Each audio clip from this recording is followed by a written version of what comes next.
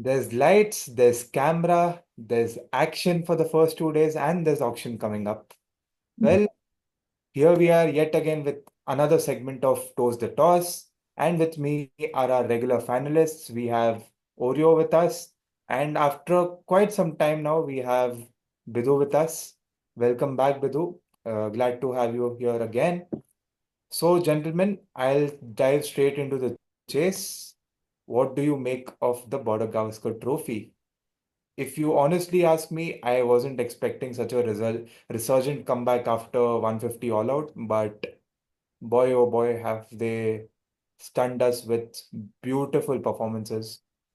As they say, time does swing like a pendulum, and it has been it has been swinging in India's favor for quite a few sessions now. Oreo, what are your thoughts for the first 2 days? I hope time does not swing like a pendulum, or at least this match does not swing like a pendulum. Once, twice, it's okay. Now it should be towards Team India. Nonetheless, yeah, it caught us by surprise. 150 all out. We again started abusing our team, our lack of application, and then as things would have been. Even Australia stumbled because of the huge pressure, and they also could not handle the green deck. And then the next day, oh, heaven skelters, heaven skelters. No one saw this coming. No one saw this coming. And if Gautam Gambhir would have anticipated this, boy oh boy, that's that would have been a very because right from the test started, like we started accusing India of not being uh, like taking a very bold call of batting first, but then it worked out really well. So all kudos to the team and the team management. Well said, Oreo. But safe to say that um, this has certainly taken off the limelight from the auction. Oh yeah, yeah, yeah. Means like till yesterday evening we were just discussing. Means like till the tea we were all discussing that it's okay. The auction is tomorrow. The auction is tomorrow, and suddenly Australia stumbles under pressure, and we have to thank these men, the Indian cricket team, that boy, they just stole the spotlight from the IPL auctions. And boy, oh boy, aren't we glad about that? Indeed, indeed, we are very glad. Bidhu, what did you make of the first 2 days? Hi, good evening, Sanskar, after a long time. So when you introduced like cutting to the chase, I think we still have to bat one more day to put Australia to chase, else the scores will not be that much, I believe, in this pitch. And with respect to auction, yes, the team managed to not allow us to think about auctions, but during the match, Nathan Lyon asked Rishabh Pant, what about the auctions? So it is still in the minds of Australian cricket about the auctions. But for Indians and the viewers, I think auctions is still a couple of days in time. But looking at the match, in the build-up, we always, with all the analysis, we knew the teams were pretty much close in terms of where they stood. But Australia being having their home ground advantage, the favors were slightly in terms of Australia. But both the teams, there were players who were lacking form. There were players who were slightly aging. We talk about Indian batters having aged a little bit, but the Australian bowlers, they have been the same four bowlers since 2016-17. So they are also aging a bit. And Indian team is a bit familiar to the same four or five bowlers that Australia is putting out in the park. So confidence level were high. This team knows how to travel Australia and how to win matches there. But for viewers like me who have been seeing Indian tour since 1999, we always believe that there's a chance that Australia's invincibility might come up any time. And what was happening in the tour of New Zealand, there was a fear that we might see a repeat of 2012. But thankfully, the spell of Bumrah has kept us pretty much in the game. And last session of today, we are slightly ahead in this particular test match. Interesting, very interesting. So, what did you make of uh, Harshit Rana's debut and Nitish Kumar Reddy's debut? I guess both of them had a pretty integral role in keeping us relevant in this game. If not for Nitish's 41, and if not for these 3 wickets, most importantly, one of Travis Head, I think this game could have swung either way. Oreo? Brave calls, certainly brave calls. Uh, to be honest, I did not see either of them fitting in the team, but I never even mentioned the name Harshit Rana. So Gambhir going for Harshit Rana, he knew. I believe that he knew how effective Harshit Rana is, given that he also was managing him in KKR. And then Nitish Reddy has been a surprise package uh, since IPL this year. So he's a man of surprises.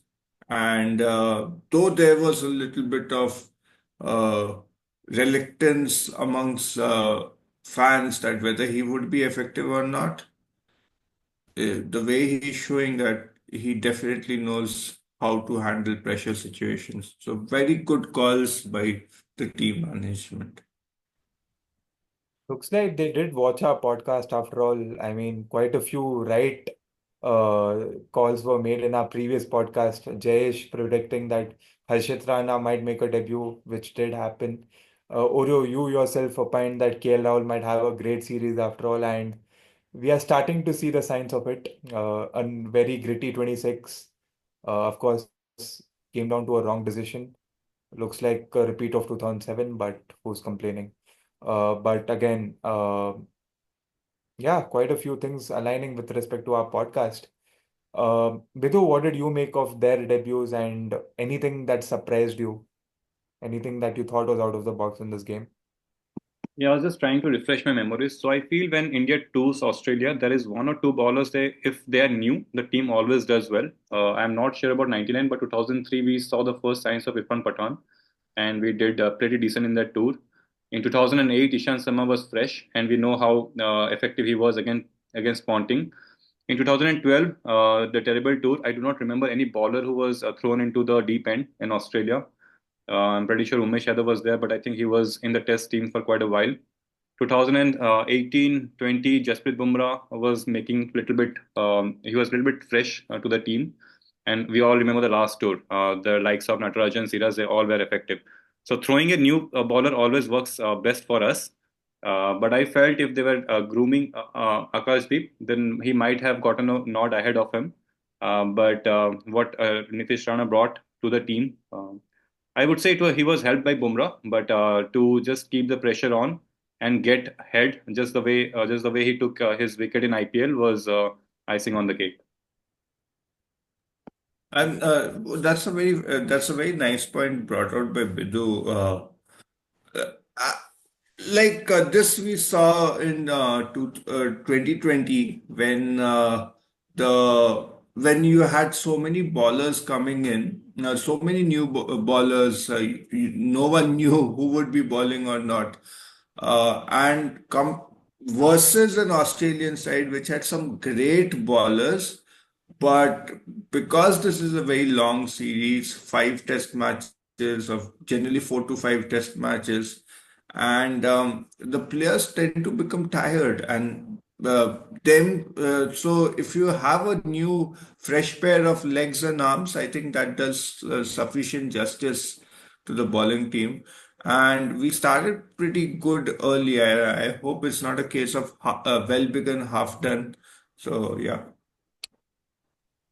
Certainly, that's the hope. And Bidhu, the very interesting observation right from 2003 coming to 2007.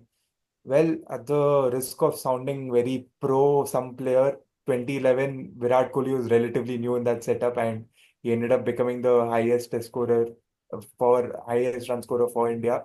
In 2014, I think the only notable debut that was there, well, not in his debut, but in the second test, KL Rahul. I remember scoring a century at SCG. So I think India does give an opportunity to youngsters down under every now and then. So good stuff as far as India is concerned. We can only hope that this great performance continues, and switching our attention right into something that has been buzzing for a better part of almost a month now. Yes, we are talking about the IPL auctions. A lot of buzz, a lot of surprises, a lot of expectations around the corner for multiple fans across India and across the globe. Gentlemen, without further ado, I want to ask my first question related to auctions. Who do you think will be the most expensive purchase of this auction? I want to start with Bidhu first this time. That includes overseas and India's among everybody you are saying. I think I would go with Rishabh Pant. Yep, very much among the expected lines. Oreo? I did mention it last episode, but of course, Pant seems to be the top choice. But I think what has motivated KL Rahul, that someone mentioned 38 crores for KL Rahul. Probably RCB, no one knows. But yeah, 38 crores for KL Rahul. But But I think Rishabh Pant seems to be the most valuable player, at least Indian. Yeah, 38. I think Uh, Rajasthan um, is the best suited to take KL Rahul, right? The 38. They're 41. yeah.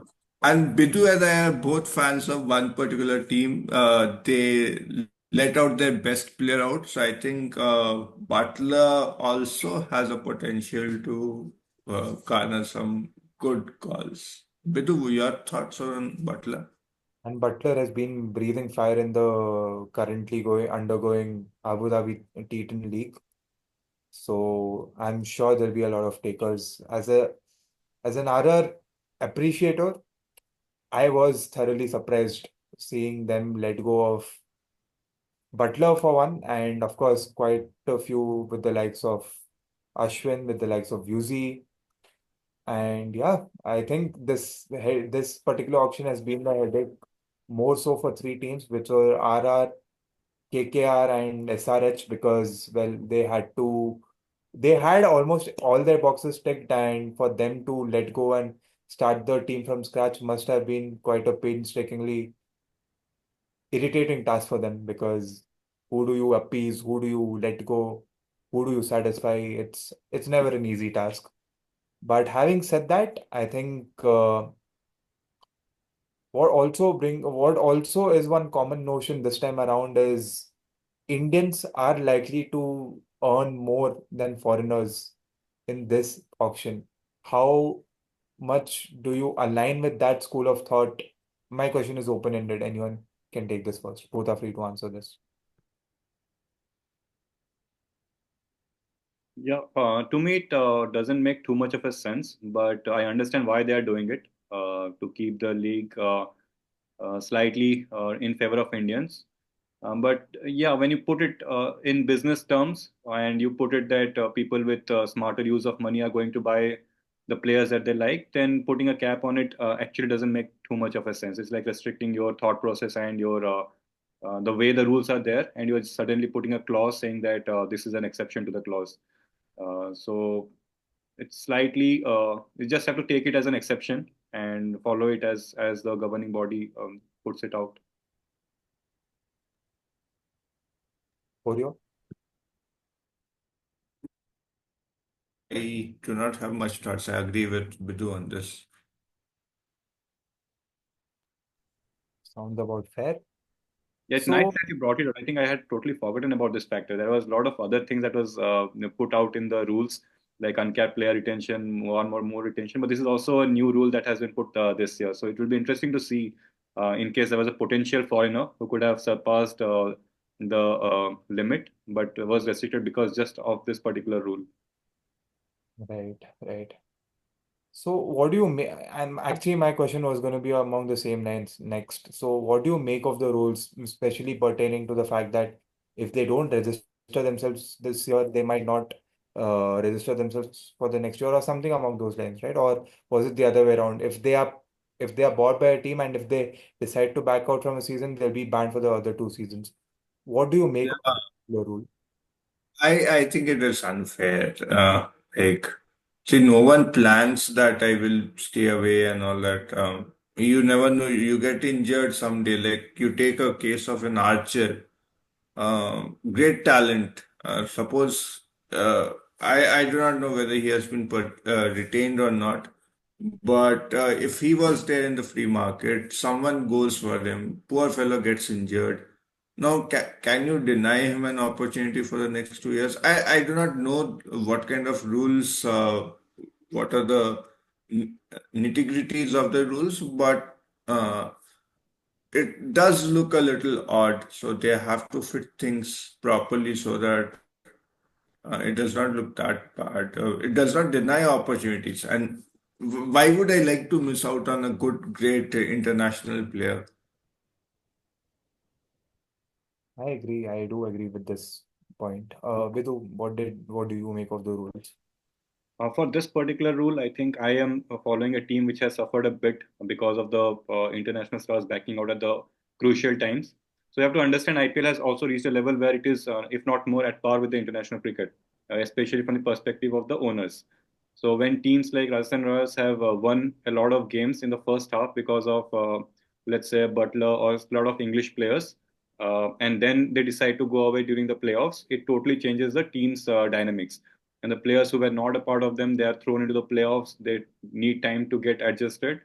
So in keeping that in mind, when the players are backing on midway, because you cannot plan the team because it's only four international players, you are building a team, and the coaches and the teams come together in the middle of April only. They are not playing all around the year. So the team cohesion, everything keeping in mind, all the owners want players who are available until the entire duration. Injuries are, of course, they cannot be planned out. For the people who are leaving IPL because of some bilateral tours, for that, I think the rules have been designed. I think the case of Butler was, I feel, also in the similar lines, because I think more than one occasion he has been unavailable during the playoffs for Rajasthan Royals, and you see they're going to the playoffs and then Butler is not there. Uh, so I think that rule is slightly fair on the owner's part of it. All right, that's also an interesting perspective on the rules. All right, gentlemen, I have a few questions now. So let's go. Let's do this in team order. I think with respect to their purses. So I think this is more of a obvious choice now. It has become for the last few years now. Punjab having the highest amount of purse because every year they believe in chopping and changing. Nothing really sets in motion. They have a total of 110.5 CR.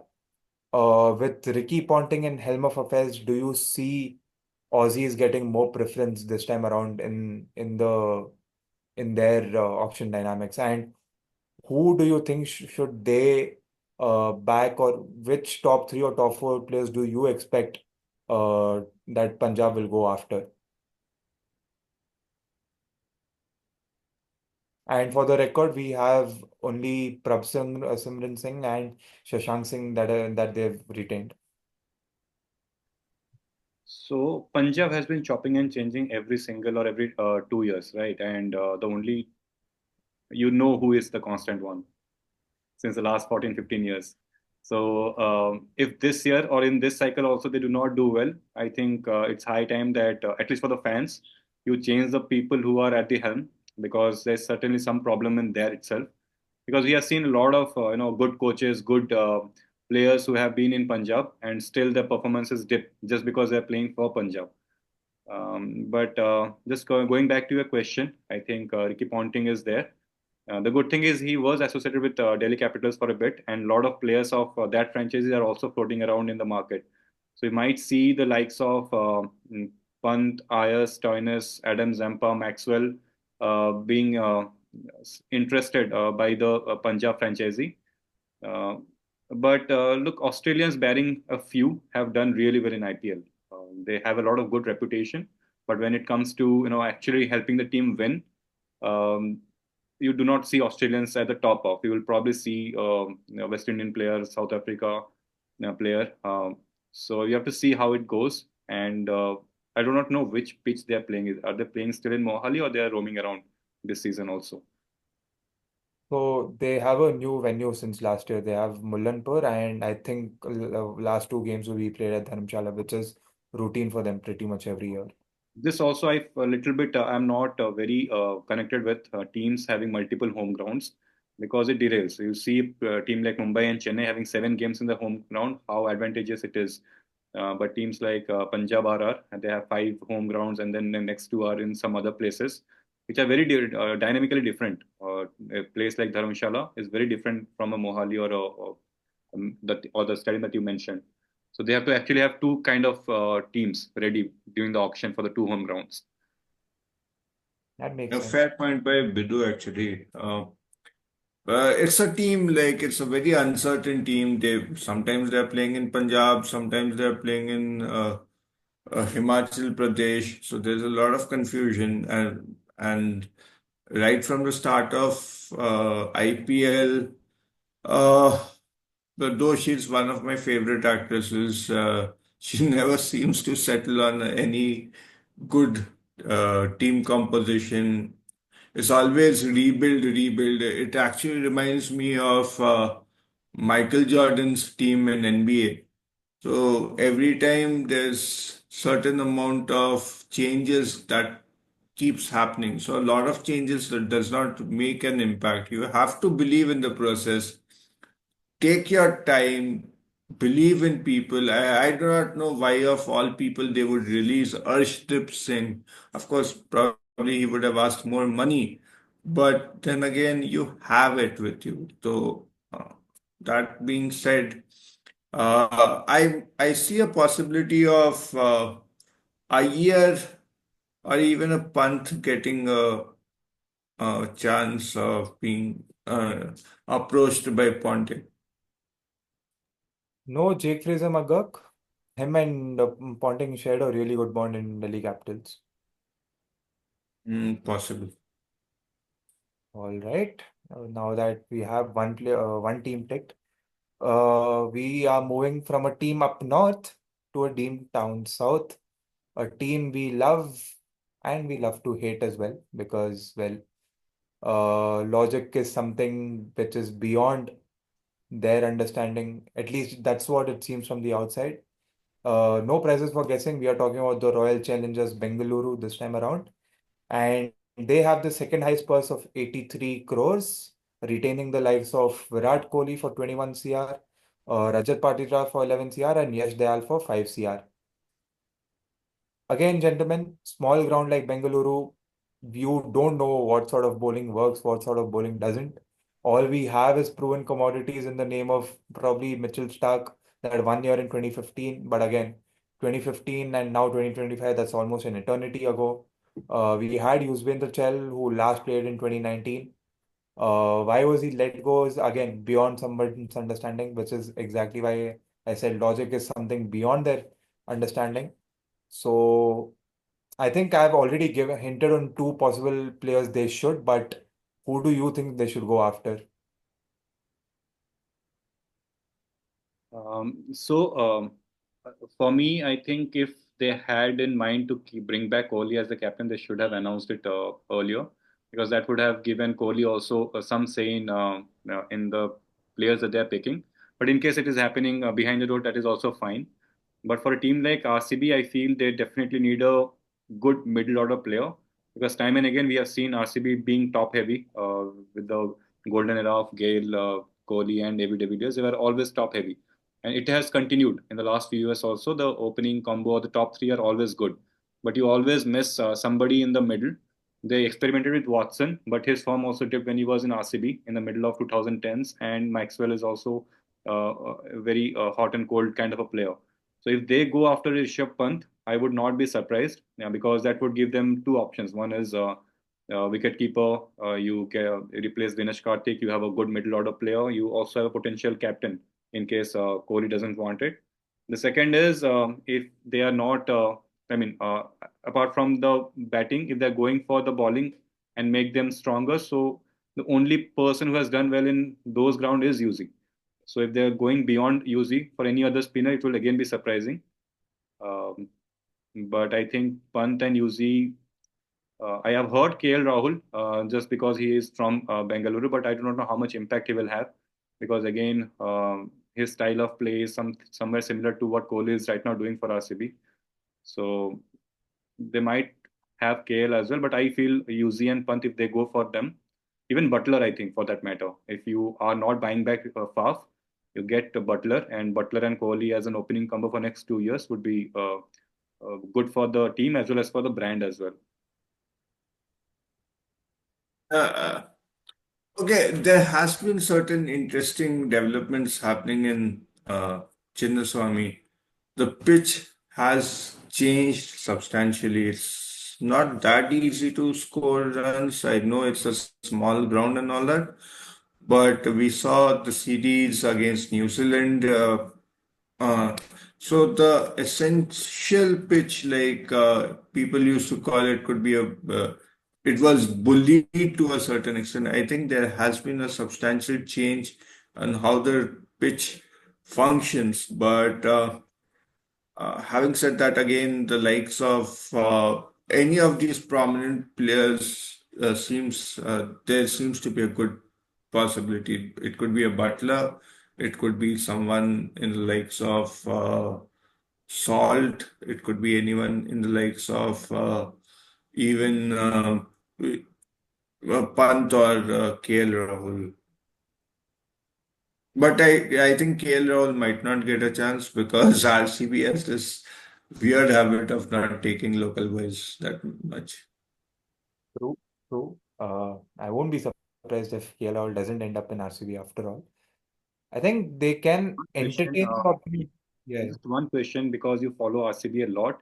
I have observed with Royal Challengers Bangalore, they do not take somebody who is, in terms of brand or in terms of the skill level, is in the top tier. You always see a lot of international players who are great, but bearing Kohli, yes, you talk about Yuzvendra Chahal, but he was quite new when he was in Bangalore. He grew in Bangalore. Same with KL Rahul. He was at a time when he was not a set international player, and then when he started to grow one, they let go of him.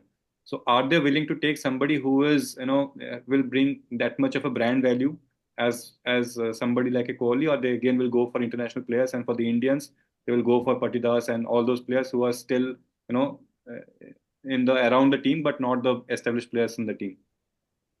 So I Request think Bidhu to be, I would request Bidhu to be careful because what he has hinted is that Kohli might not be appreciating people with higher value or goodwill than him.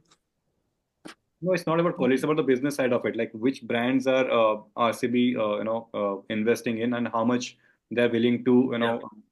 get out of that team apart from the pitch thing. Because KKR made a lot of. I think the most profitable team was KKR from 2008 to 11, even if they won nothing out of it. So if those dynamics are working, and that is pretty much in IPL, every team has to do both in terms of on-field as well as off-field, revenue. So you never know if that is also going into the auction dynamics. so. You do raise a valid question there, Bidhu, but I do see a change in their thought process with respect to their ethos. We've never had them backing Indian players to this extent, like going for Patidar, going for this.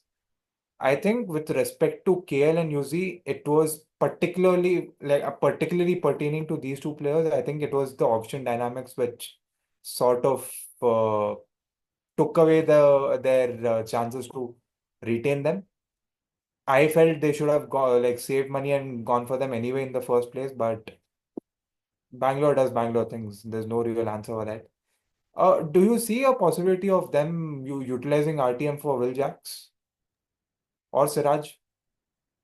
Um, for Siraj, I have seen followed Siraj, so I think it would be unfair for him to not go back. See, if you're doing well as a bowler in Bangalore, you should always be, given that much confidence in auction. Else, even if you are letting them go and buying them back for whatever reason, unless it is communicated well, the confidence goes down a bit.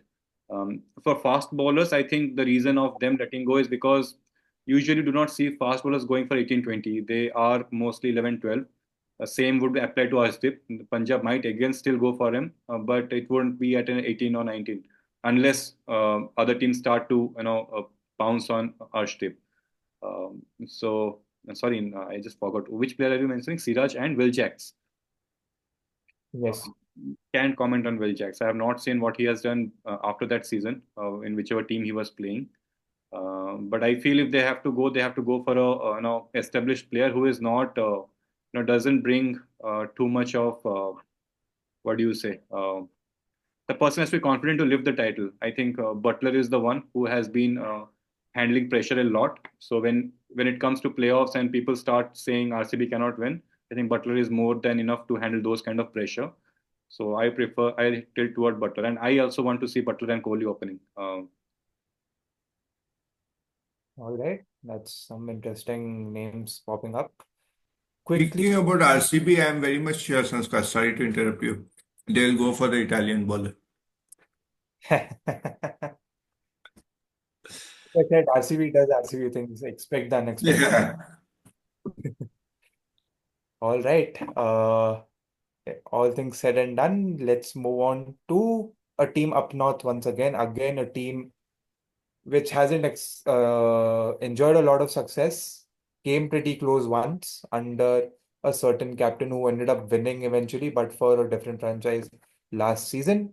We are talking about Delhi Capitals here. And weirdly enough, they have a strange composition of two owners, and and those two owners sharing the administrative rights for 2 years. So I think it was GMR and one more was JSW, if I'm not wrong. All this while it was JSW, Pat Jindal was very much interested with Rishabh Pant. The GMR for some reason is not on board with having Rishabh Pant as a captain, and hence the reason why Rishabh Pant was let go. I hear that they are interested in Akshar Patel and to lead the side, and they've had quite a few interesting picks with the likes of Akshar himself. Tristan Stubbs, they've chosen to trust him. They've had Abhishek Porel, if I remember rightly, and also they've had Kuldeep Yadav. So they have one block sorted everywhere. But what would your ideal 11, okay, not ideal 11, but who would be the key players that Delhi would seek out for? Oreo, I'll start with you this time. Whenever it comes to Delhi, I am the last person to come. I think you should ask Bidhu. He's more closer. He stays in closer to Delhi, and I hope he's breathing all fine and all. Delhi, yes. Even I got to know about this last year itself that these two men. I always thought it's a co-ownership. I never knew that every 2 years the entire management goes away. So if that was the rule, I felt let it be 3 years when the auction is also going through a revamp.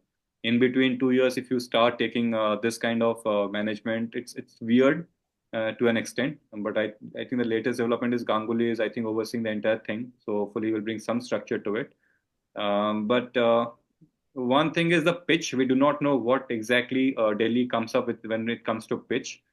I think last 2 3 years it has been wildly contrasting. Sometimes it's a spin heavy, sometimes it's a slightly high scoring ground. But let's see who did they let go of. They did let go of Pant, who was their captain, who was a wicket keeping choice and brought a lot of people to the crowd. So they definitely need somebody who can bring some crowd to the Delhi stadium. I'm not sure who that person would be because whether they will go back to Iyer, I'm not sure.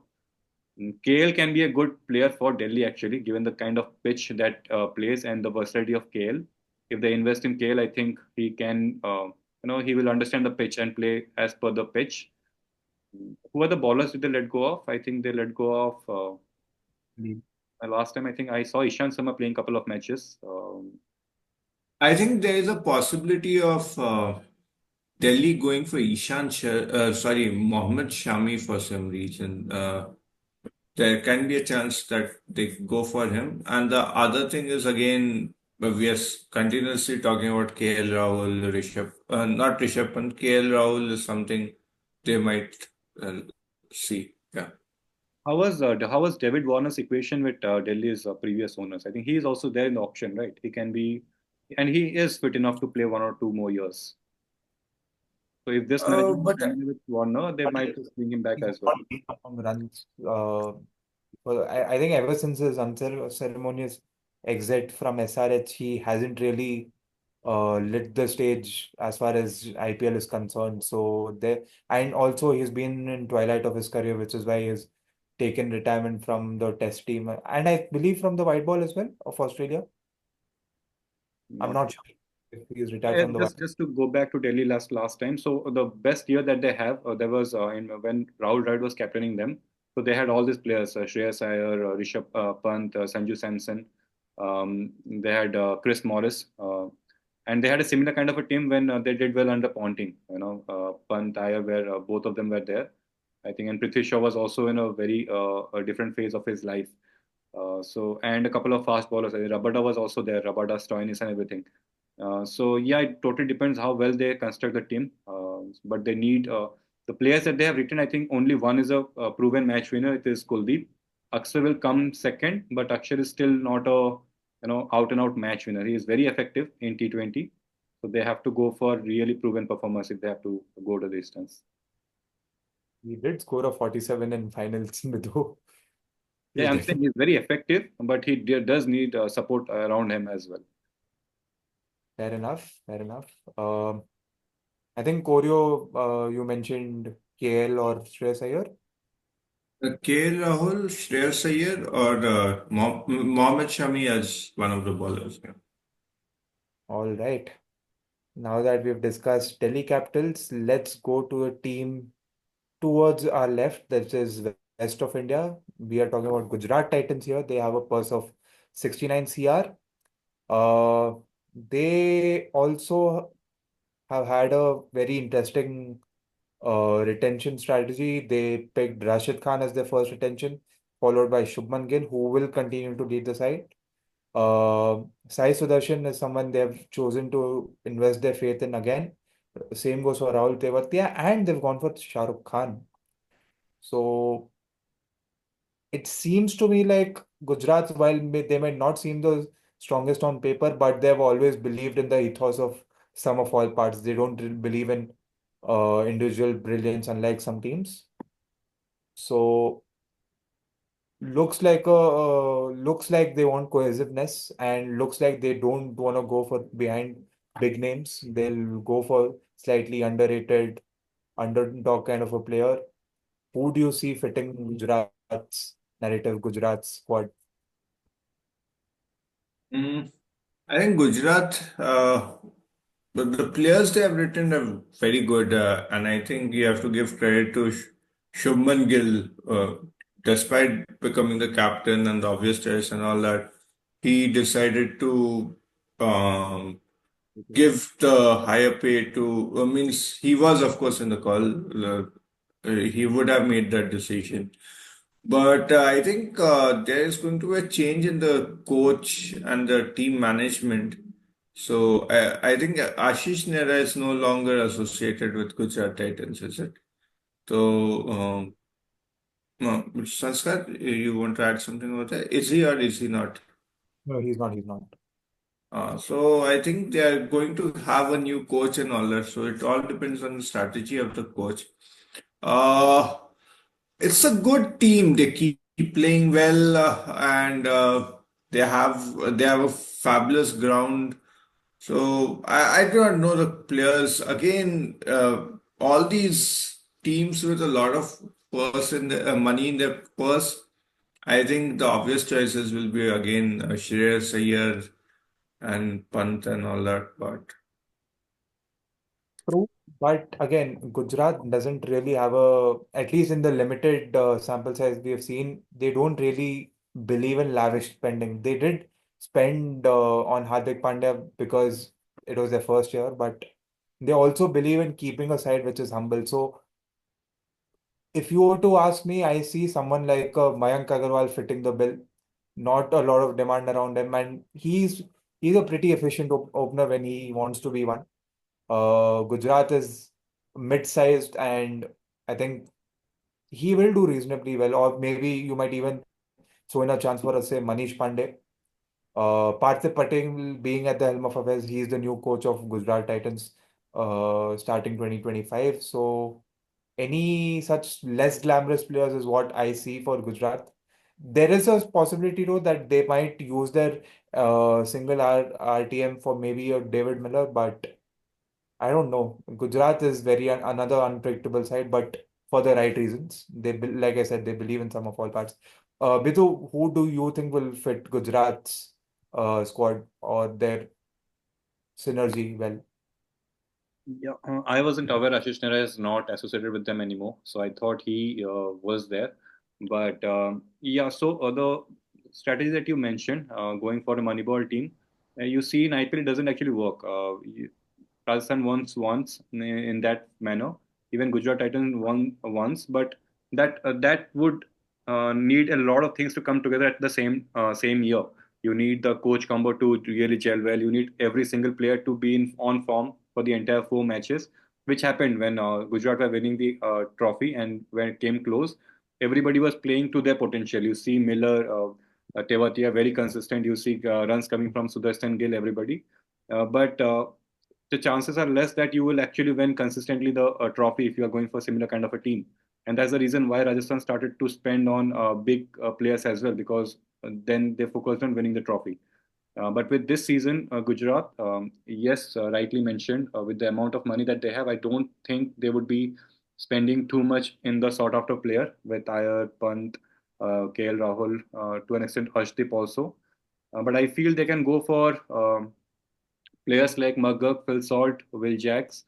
They can actually go for Maxwell because, see, with Maxwell, you never know what comes out of it.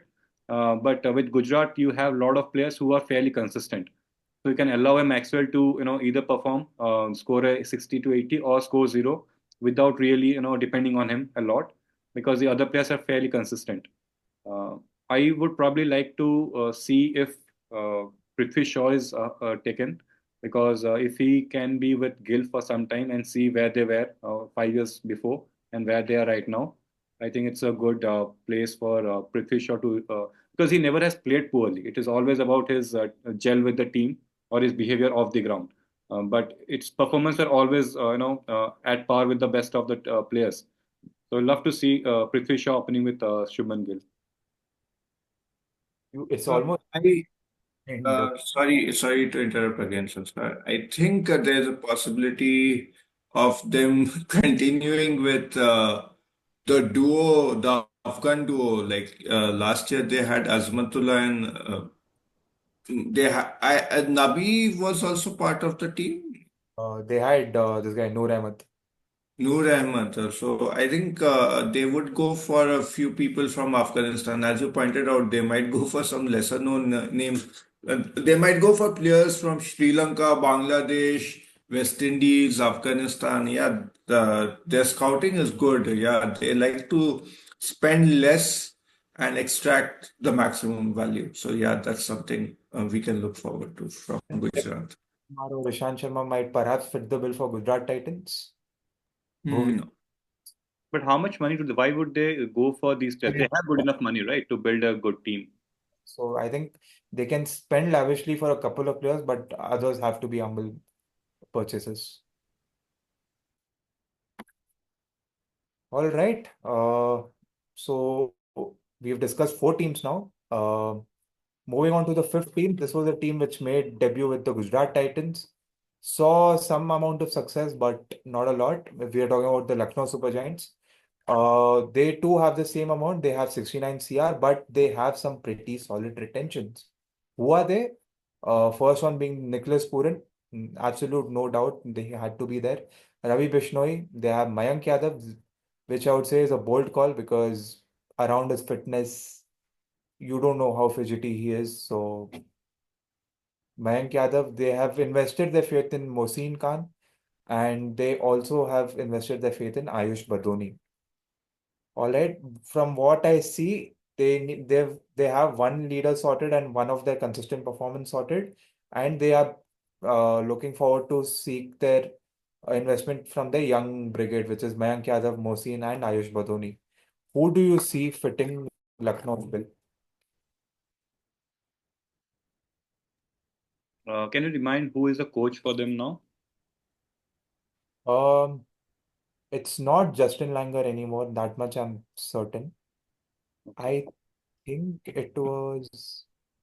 Okay, I'm actually not sure. I'm actually So not if sure. so, that means if Justin Langer is not there, so I think the biggest person in the room is the owner, right? Right, when the auction starts. Oh, Um, no, in fact, Justin Langer is there with them. It's Zahir Khan who's joined them as their new bowling coach. Pardon me. Okay. So I think with Zahir Khan, I think the team will have little bit of good brand image because what transpired last year, I think you will attract what you are, and I think a lot of people would have been slightly tentative if to go and play for LSG with the off-field thing that was happening with KL.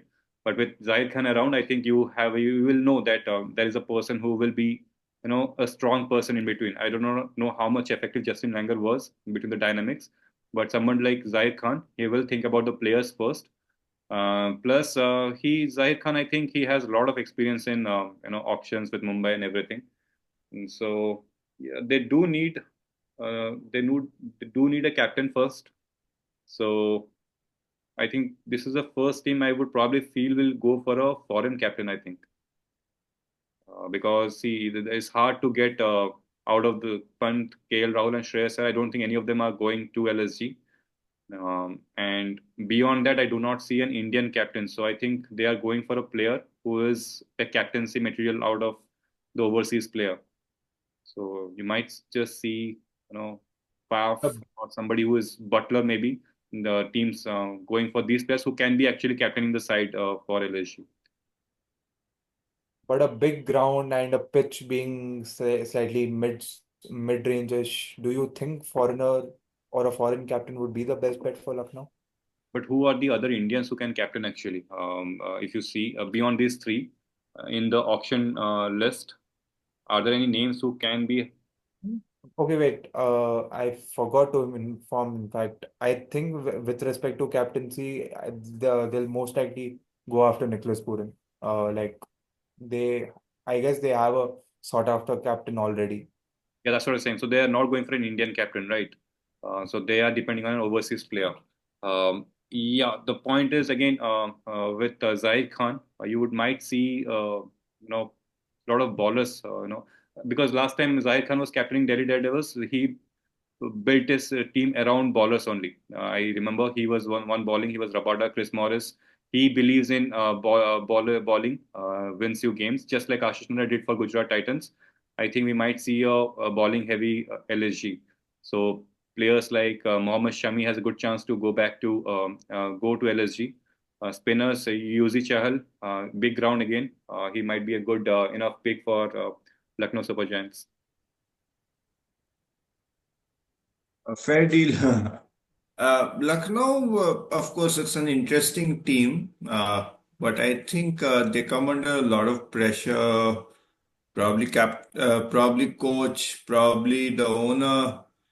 I am not sure. I'm not very confident of now that the team owner has earned a bad reputation. I think people would be wary to go over there. Of course, they would be picked and all that, but will that result in what they desire? I don't think so. That's going to happen. What happened to that brother of Hardik Pandya, Krunal Pandya? Isn't he in the mix of the things? There could be like they could even go for people like Deepak Huda, Krunal Pandya, and things like that. In fact, they were a part of LSG both the seasons. So it won't be surprising if they can get back to the same team or Yeah. not. It remains to be seen. Like we said, auction, very unpredictable dynamics, very unpredictable faces, and they end up minting a lot more. So we don't know. And that's the beauty of it. Moving on, now we are moving towards teams which are more or less sought after. They have had the reputation of that for over years. So, and also I see that we have breached the time. So I think let's make this a little quick, gentlemen. Uh, The next team on my list is Chennai Super Kings. They have a purse of 55 CR. They have the likes of Ruturaj Gaikwad leading them once again, Patirana from Sri Lanka, Shivam Dube, Ravindra Jadeja, and MS Dhoni as an uncapped player. Who do you and without a lot of explanation, we'll just make this quick. 4 to 5 players who you think should fit CSK's bill, or who you think should fit CSK's team dynamics.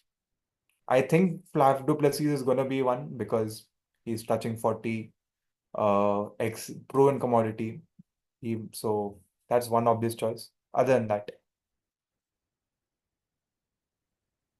Or you are on mute, but I'll take this opportunity to go first. So I think couple of spinners. Again, I'll start with UZ, but there are Rahul Chahar as well who are there in the auction. There is Sam Smolani, who was a part of Mumbai Indians.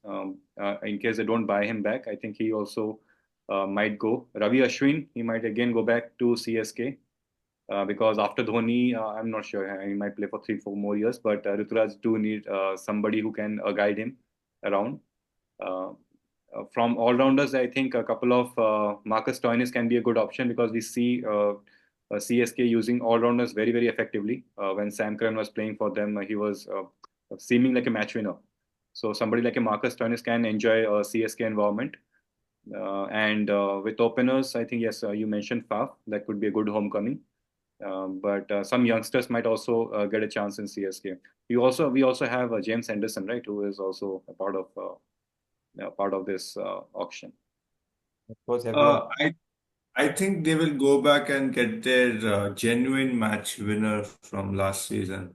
Uh, he has been doing really well, Tushar Deshpande. So I do not know with the talent he has, or you have to give credit to the man behind the stumps. But Tushar Deshpande has brought them good results, and I believe Chennai people they would root for seeing Tushar Deshpande back again. Possible, very much possible. Or else, Tushar Deshpande will come to RCB and go for the runs. Like I said, RCB does RCB things, so expect the unexpected. On that note, let's go to another sought after team. And this team, everyone loves to talk about them. They are the defending champions of this year. We are talking about the Kolkata Knight Riders, a team which might have had the most heartbreaking decisions to make, uh, mostly the most heart gut-wrenching and probably giving the most headache to them, because they had to retain quite a few and they had to let go of many more. So they've retained. Let me just bring it up. They retained Rinku Singh as their highest retention, 13 CR. Then they've had everyone else in line: Varun Chakravarti, Sunil Narayan, Andre Russell, and Harshit Rana for. Okay, no. Varun Chakravarti, Sunil Narayan, and Andre Russell for 12 CR straight, and Harshit Rana and Ramandeep Singh for 6 CR each. So, who do you see going into Kolkata Knight Riders? It's pretty sad that KKR had to let go of a lot of good talents they built. Like take an example of Venkatesh Iyer. What a player! And he loved the team. Sadly, they could not retain him, but I think Venkatesh Iyer might end up in either RCB or CSK. Any one of the South teams, he has that panache and all that. But I don't see I'm not getting into it. I would rather like to see someone like a Salt coming back. I would love to see Stark coming back. But do they have that sufficient money to get them back is something of a concern. Yeah. And they One have to get possibly they will be going for a few good talented spinners to help Narayan. So, yeah. But they don't have Gautam Gambhir anymore, so that another builds. Yeah, so a lot of changes have happened to that respect also. They don't have Gautam Gambhir and his coaching. staff, ancillary coaching staff. Then the person who used to scout, I think his name is also Venki. He moved to CSK most likely. So, um, Venki Mysore, a part of Red Chillies, no, who, not Venki Mysore. There's another Venki guy. He was the scout. okay, okay. So that, and he was part of the team right from inception. Great guy, great guy. I means like of all the people I used to follow him on Twitter and Instagram because I loved his the talents he would pick. So he was with the Knight Riders and would travel across the world. But now I believe that he might be landing up in CSK. That's what he had hinted in his Instagram account. All right, some pretty interesting developments of the scenes. Bidhu, who do you think KKR will go after this particular auction? Yeah, I'm also not very sure about Kolkata Knight Riders because over the years also they also have a very hot and cold tournament. Sometimes they are very good and sometimes they are very really poor. And that's because the moments they are good are when the captain and coach are very much like sorted. You see the likes of Gambhir during his playing times, he was very much sorted for 3 4 years. So team was good. In between there was DK who and Ian Morgan who had a steady head around the team, and later on, when there was a brief time when Nitish Rana was the captain, and they were not, and they were in the middle of the table. They're not very bad, but they're still in the middle of the table. This time also, they have to figure out who the captain and coach combo would be. Uh, but in terms of team, I think they have players who have shown potential. Rinku Singh, I think this time he will get a lot of opportunity to show his full potential. Last year he could not bat because of good reasons. Team was doing well from the top order. But this time, I think I don't know how long Narayan. Again, it's like MS Dhoni. How long can he continue? But he surprises. Last year, I think he was one of his best years. So you never know what you will get out of Russell and Narayan, but they are proven players. So with Rinku Singh around, I think there are 2 3 players who are match winners, but you never know. You know who are they buying back? They might buy back Venkatesh Iyer as well. It's not like they have let go of him completely. But spinning wicket, you might see somebody like Mayank Markande again in the mix because Kolkata have been spin dependent a lot. I would not mind them going for a lot of Bangladeshi or Afghan players. I think Mustafizur Rahman or somebody like Fazaluk Faruqi to bolster the pace attack. Uh, I think Stark is still there, right? So, or Stark has been let go of. No, no, Stark has been let go. Stark has been let go. So probably they have to Yes. replace somebody like him who did well. But I do not know whether they can go that big in an amount. So Trent Bolt is also an option that they can go for. He might be going for 8 to 9. I don't see Trent Bolt going for above 10. So out of Trent Bolt, Fazaluk Faruqi, and who's the other name that I mentioned in pace department. Uh, yeah, but I think they have to bolster the team.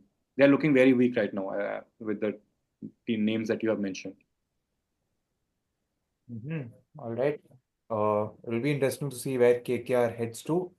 Gentlemen, again, we don't have a lot of time, but we do have 3 teams to segment. So without wasting a lot of time, we'll move on to the next team. This team was the finalist of last year, came very close, played a very aggressive style of cricket, and they've maintained the ethos of that. They're looking to maintain the ethos of that by retaining the same set of players, at least the core. But they still have to rebuild. We are talking about the Sunrisers Hyderabad this time around. Now, one player I know for a fact they'll not go for sure is David Warner after everything that panned out.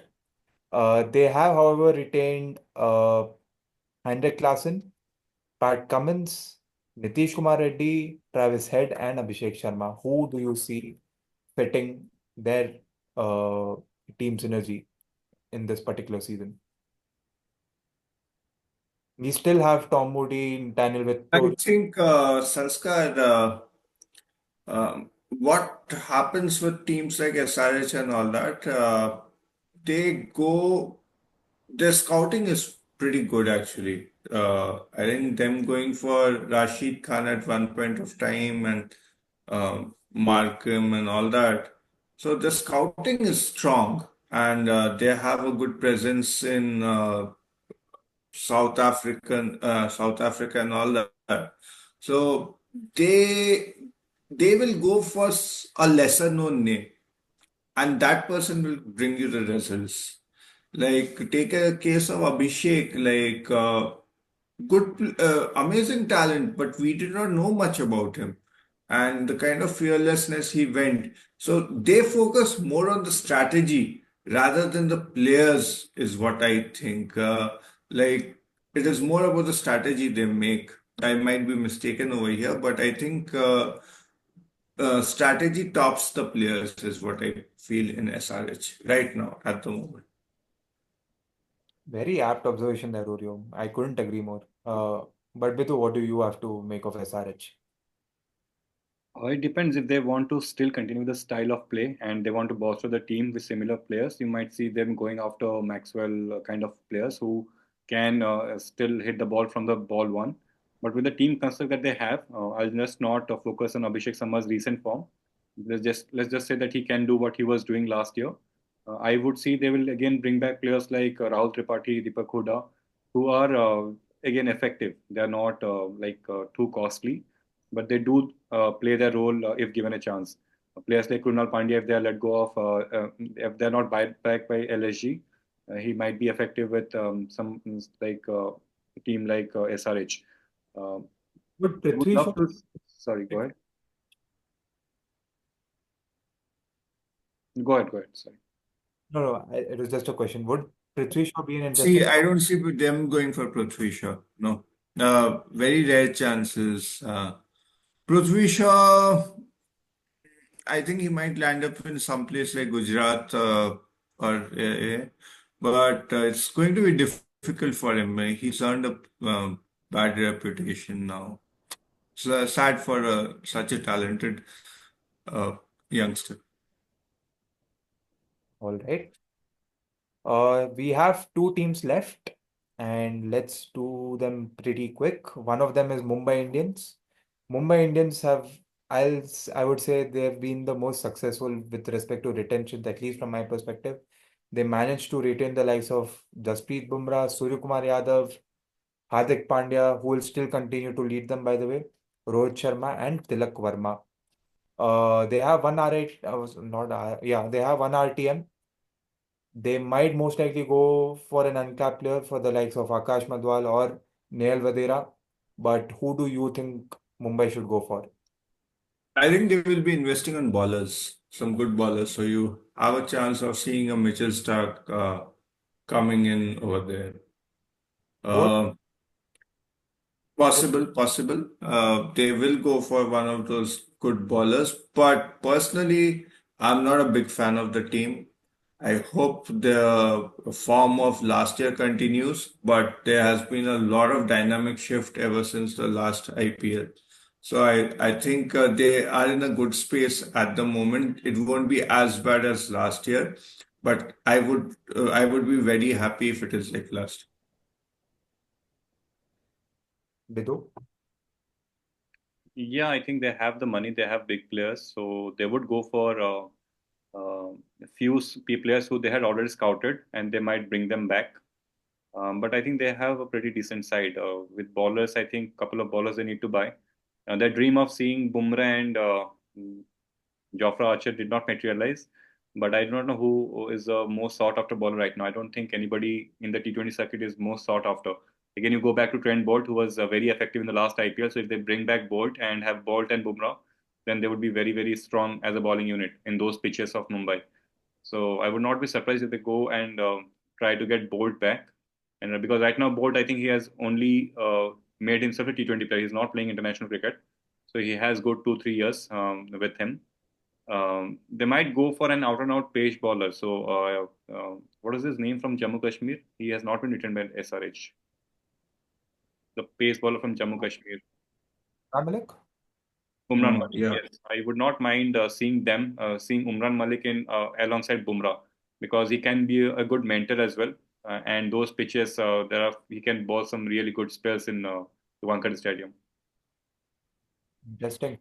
And with Mahela Jaradne back in the mix, I wouldn't like Trent Bolt coming back to Wankhede is a realistic possibility, but that remains to be seen tomorrow. Gentlemen, last team on our cards. This is one of the favorite teams of most of our panelists, at least in our circle, and this is the Rajasthan Royals. Another team which has had a lot of heartbreak, at least with respect to retentions. They had to let go for the likes of Butler, which was a very tough call to make, in my opinion. They had to let go of Ashwin, they had to let go of Chahal, and quite a few interesting overseas names. They had to even let go of Joe Root. So, who do you see fitting their bill? Uh, who do you see fitting their team synergy, their playing 11, Rajasthan Royals? Who can they go after? Their possible picks. Bidhu is a bigger fan, so let him go first. Yeah, so it's two ways you can see Rajasthan Royals auction dynamics. One is they have retained players who are a sure shot starter in the playing 11. So you already have six players who are playing in your team. So they just have to fill the rest. And these 11 players, bearing Jurel and Rian Parag, are fairly, international standards. At least Sandeep Sabha he is an uncapped player, but he is one of the best in uncapped players. So these are proven players. So and hence your purse has been depleted. You see, Punjab, you have a lot of purse, but you do not have players as well. They have to buy, and once they have good 3-4 purchases, their purse will come down to 50. So in that respect, it is fine. With Butler, I would not go deep because it will take time. So with what they have, they will obviously go for players who are in between the 6 to 10 crore bracket. So few players, I think Kane Williamson is a good option. You have Mayank Markande. You might get Bhuvneshwar Kumar if he is available.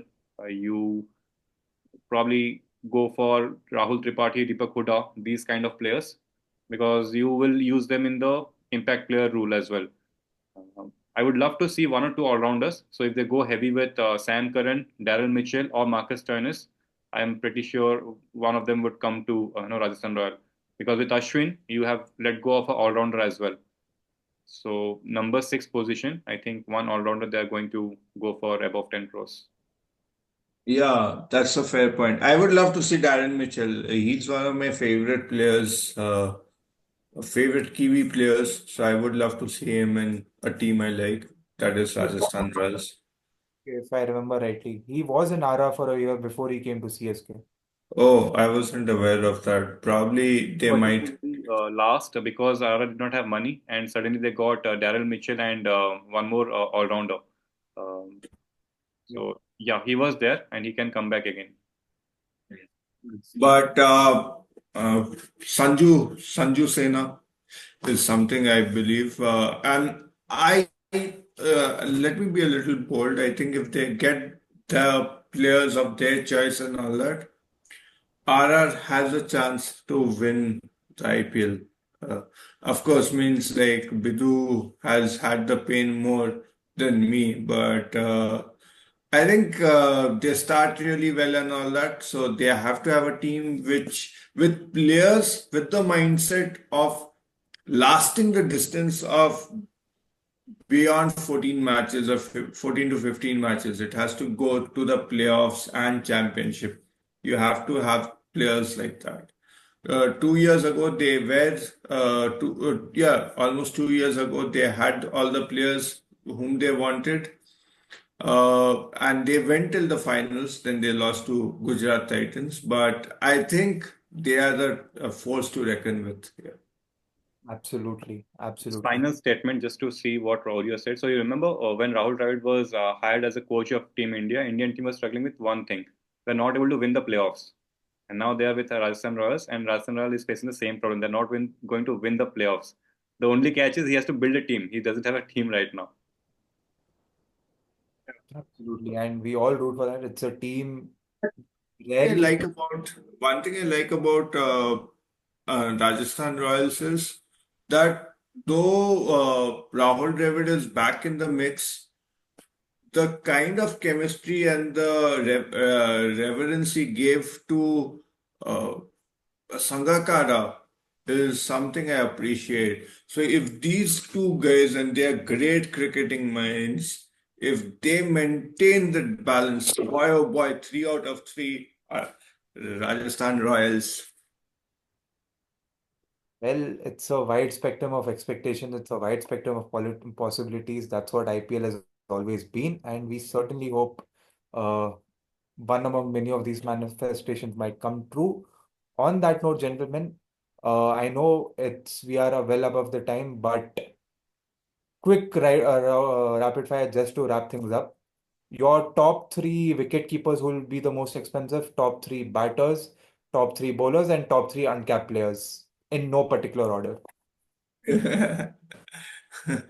I do not know who keeps, who balls, who bats, but let's reduce it to All right, one. I'll make it simpler for you guys. Top five, any kind of players who you think will break the bank this time around. Okay, Biddu and I will choose together. Yeah, just give me 1 minute just to put I that think together. You want any order, right? You do not want, you just want the I'll name. make his job even simpler. I think it's obvious that Rishabh Pant, KL Rahul, and Shreyas Iyer will take a lot of money. So let's sideline them. Let's sideline even Josh Butler because he's a sure shot pick. Other than that, you're free to pick anybody. I'll go with Ishan Kishan. Uh, Okay, Means he's who did you good, avoid?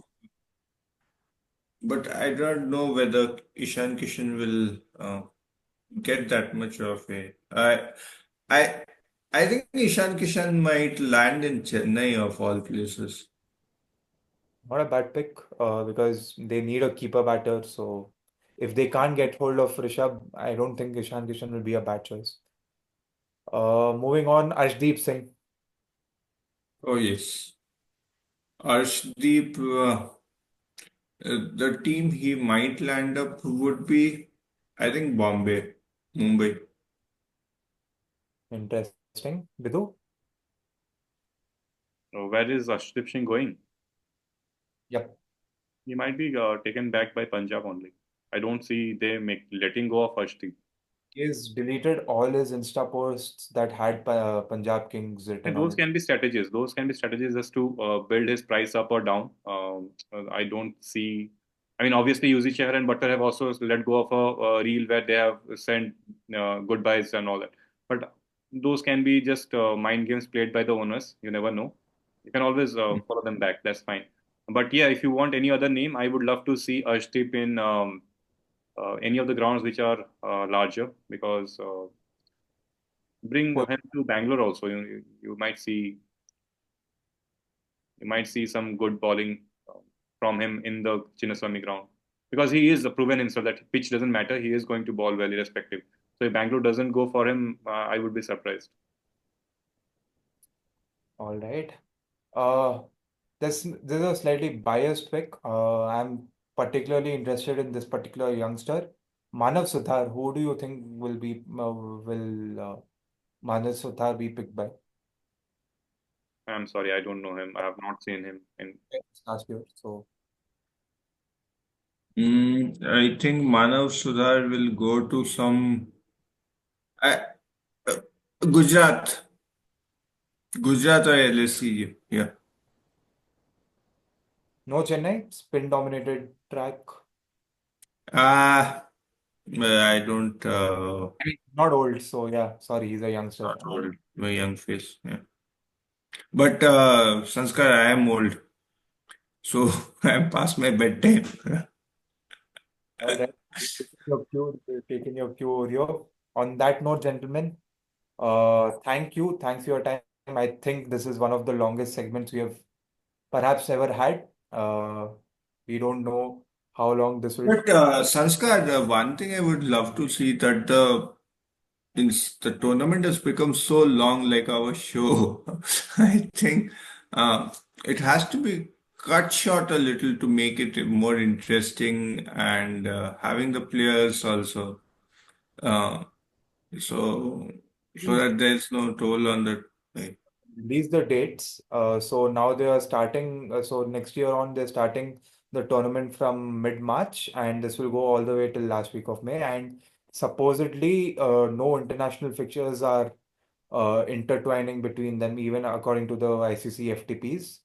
So I think IPL is having a say in international cricket Sanskar, dynamic. just on that, just on this point, is this the season where we are seeing 96 games or 95 games? Because till last time, not every team was playing each team twice. No, I think this particular 2025 season still has 74 games. I guess 2026 onwards is when we'll see an increment because I think that's when the broadcast rights of both Star and Geo Cinema ends, if I remember correctly. I could be totally wrong on this. So if somebody catches this, feel free to correct this on comments. Not that people are watching us, but okay. Hey. Guys, Anyways, people do watch us. people do watch us, true. All right, gentlemen, since we are on top of our hour, I guess it's fair to bid adieu and let's hope, like the swinging kookaburra ball in Perth, this particular auction too has a lot of swing, lot of swinging dynamics like a pendulum. And on that note, I will officially adjourn this particular session. Thank you once again, Oreo and Bidhu, and see you all in the next segment pretty soon.